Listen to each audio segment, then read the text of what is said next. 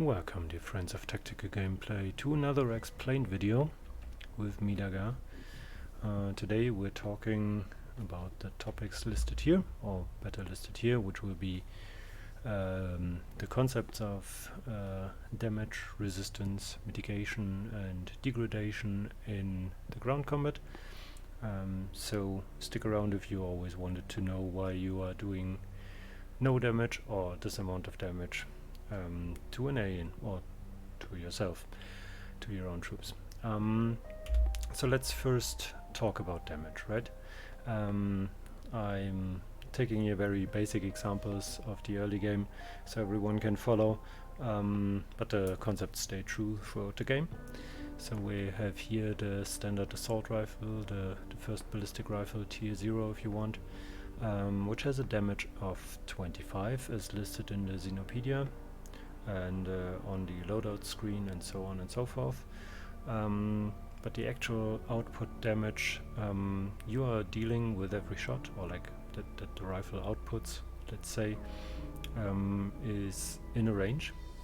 And this range is from 0.5 to 1.5 times this value, the 25. So with the standard assault rifle, your damage can lie anywhere between 12.5 and 37.5. As is true for all the values here. I don't know how they are rounded. It's not normal per se in computer science or in IT that you round like you round in math. Maybe that the values behind the comma or behind the dot are just dropped, but I'm assuming it's rounded normally as you would in math, but I don't know. So that's like the raw output of your rifle. So let's talk about resistance here. Resistance is a value for any kind of armor, which includes your own units, which includes friendly AI on the map, but also of course the aliens. And it tells you how much of the output damage of your weapon, which we just discussed, is actually negated, or in other words, how much of the damage actually gets through to the enemy. So you can say that from this 12.5 to 37.5, you rarely will do all the damage. The resistance is dependent on the damage type, so you have kinetic, energy, chemical and incendiary resistance. And you should know that like kinetic is all your ballistic rifles and the alien ballistic rifles. Energy is all the energy-based weapons, which is like your laser or plasma or the enemy electric rifle or lightning rifles and so on. Chemical is all the acid stuff that is there, but also the stun gas, and we discussed this in the episode 2, right, with the chem resistance. And then also there's incendiary resistance, which obviously is against fire, but also against most of the explosive weapons. So if anything explosive tells you what damage type it does, it's mostly incendiary damage. So keep that in mind. Let's take a basic example here, the Jackal armor, the first armor you get in the game after researching a bit, or like the first armor that isn't your basic jumpsuit. It has kinetic resistance of 30, energy resistance of 20, chem resistance of 5 and incendiary of 5. So yeah, these are the stats. What does that mean for our rifle here? When were we to shoot our own troop with a rifle, we had this range of 12.5 to 37.5, but actually only the rows of 31 to 38 would do any damage, right? Because 30 of that damage is negated. So if you roll a 30, tough luck, the kinetic resistance of the Jackal armor protects the wearer completely. Or that could be the case, but actually that's not the whole story. So let's go on to mitigation.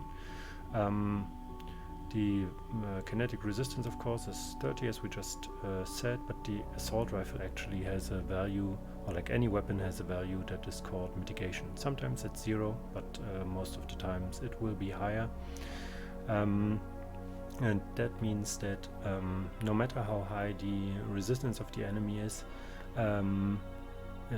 the points of mitigation will be deducted from this resistance, or in other words, in this constellation of mitigation 3, resistance 30, a shot from the rifle acts as if the resistance was only 27.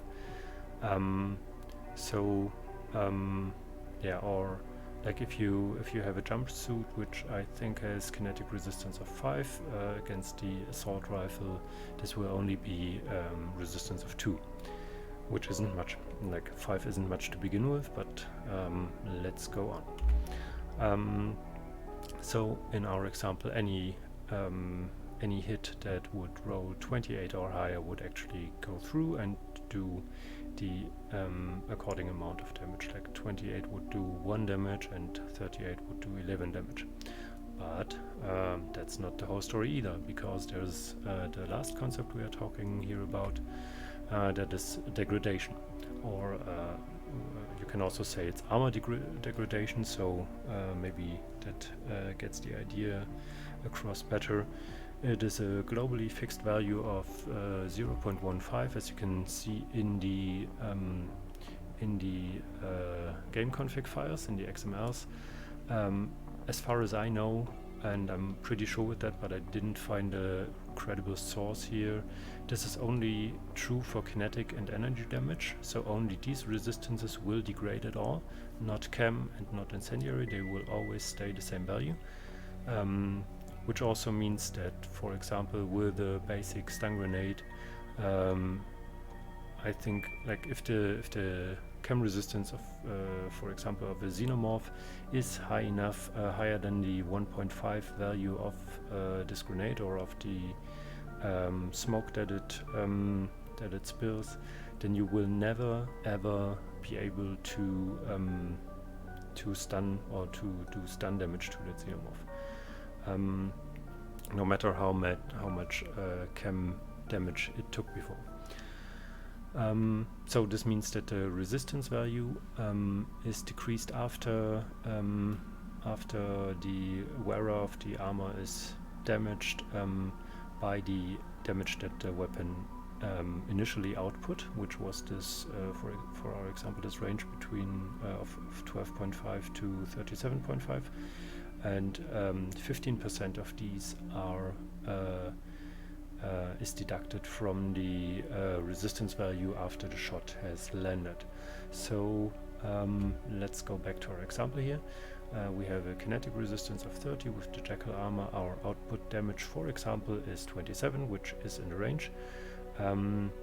Even with the mitigation of 3, we only roll 27 damage against 27 resistance, which means the incoming damage is 0, so it won't be displayed, which is actually the effect, right? If you don't see any damage numbers, then the damage was 0.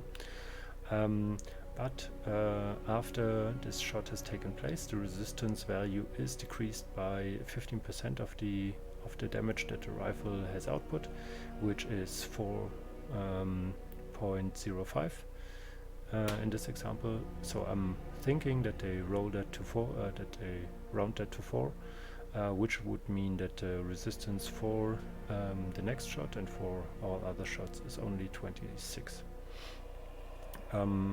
One final remark here. I think also I remember, but I don't have a source for that, so if someone more knowledgeable is in the comments, definitely take their word. Here I think that the energy resistance also decreases when you get kinetic damage and vice versa, so or maybe even if you get any other type of damage, but I'm not sure about this. But I'm pretty sure that, for example, your energy resistance decreases with kinetic damage from degradation and the other way around. So I hope that brought you something new, and hope I see you around for the next Xplained video. Bye bye and be excellent to each other.